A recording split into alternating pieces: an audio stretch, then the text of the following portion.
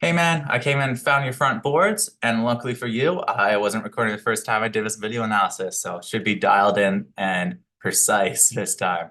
So your main issue here is your approach angle. You're coming in right at the side of a rail. You can see you're basically 50-50 the edge of a takeoff, where all the other routes hitting the rail are right here.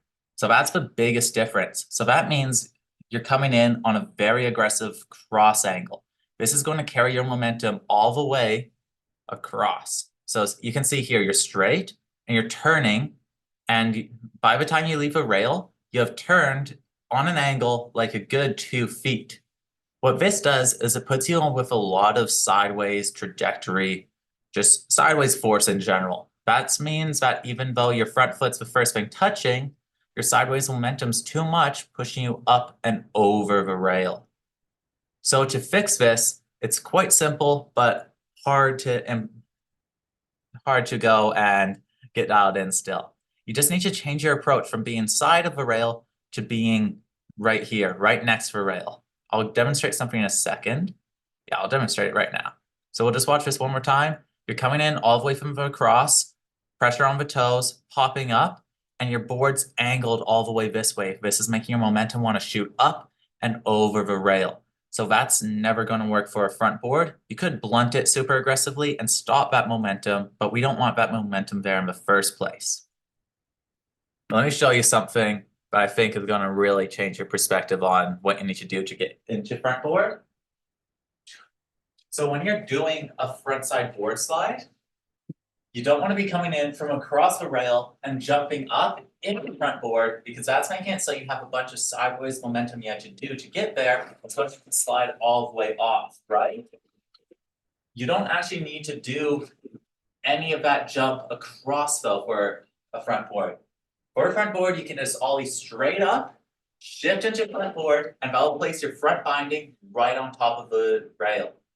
See that? So I'm gonna go be right next to a rail and just come up and turn forward. That sets your binding right on top. That means you don't need to drift at all, making it so it's way easier to lock in. It's hard to do straight up, so what I generally do is just a little bit less aggressive than this. So I'll go just like a little bit further away than right next to it and just set a little bit away to my toes, but still making sure my board's leaving straight off the takeoff and not angling towards the rail. What I mean by this is straight off the takeoff. This is angled towards the rail. If you're taking off angled towards the rail, if you're taking off straight, it will be like that. So in order to improve your front boards, you need to get closer to the rail, focus on keeping your board straight off the takeoff, disconnecting your upper and lower body after the pop, and trusting that you'll land on your front foot. That's really all there is to it. You just need to make sure your momentum's taking you straight up, and then your angle of your turn of your board is what's setting you into that front board position. So instead of taking off like this, taking off like this. That's honestly much harder to do on flat rails.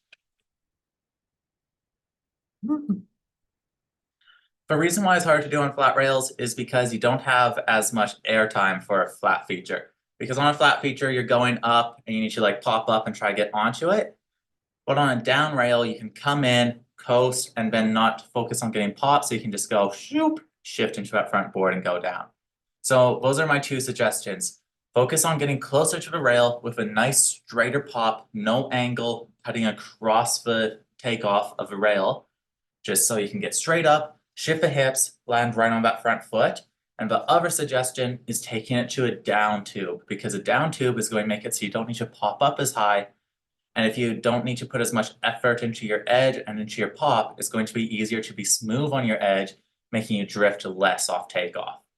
Because that's really what's defeating you here, is going in, taking that super aggressive angled approach, drifting you so you have too much sideways momentum when hitting the feature.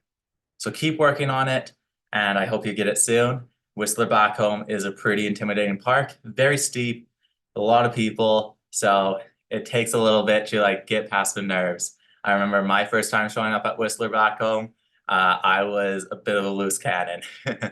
So keep training, man. It's awesome work and you'll figure it out for sure.